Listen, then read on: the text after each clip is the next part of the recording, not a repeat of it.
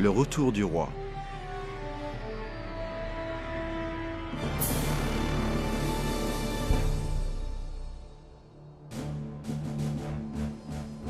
Au milieu de la nuit, on cria « Voici l'époux, allez à sa rencontre !»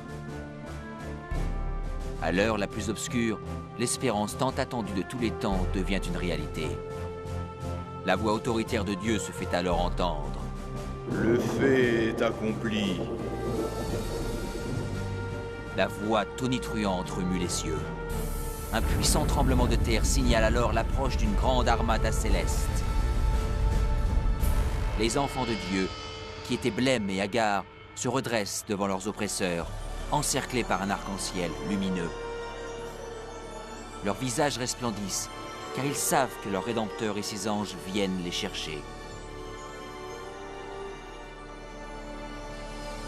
Voici, il vient avec les nuées, et tout œil le verra, même ceux qui l'ont percé, et toutes les tribus de la terre se lamenteront à cause de lui. Ce n'est pas un enlèvement secret, comme vous avez dû l'entendre. Toute personne sur Terre assiste à cet événement extraordinaire, et la plupart en sont terrifiés.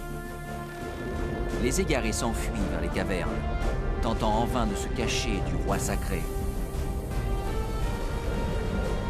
Et comme Jésus l'avait promis, les êtres malveillants qui avaient marqué son procès et sa crucifixion sont élevés de leur tombe pour le voir arriver dans un nuage de gloire. Car le Seigneur lui-même a un signal donné, à la voix d'un archange et au son de la trompette de Dieu, descendra du ciel, et les morts en Christ ressusciteront premièrement. On entend alors une trompette résonner dans les cieux. Et la voix toute puissante du Sauveur appelle les saints endormis depuis des siècles. Réveillez-vous, vous qui dormez dans la poussière, et levez-vous. Sur toute la terre, une armée de saints se lève de leur lit de poussière.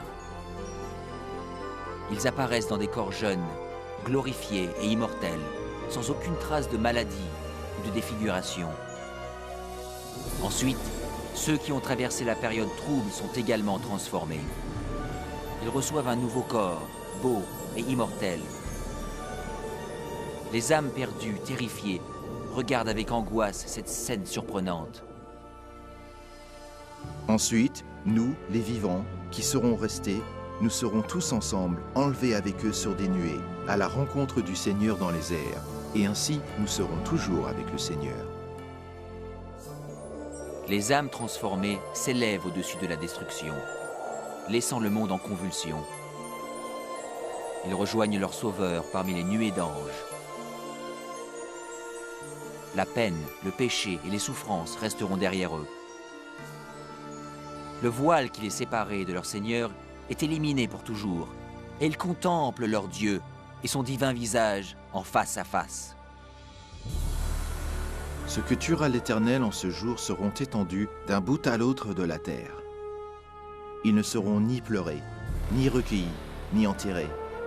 Ils seront comme du fumier sur la terre.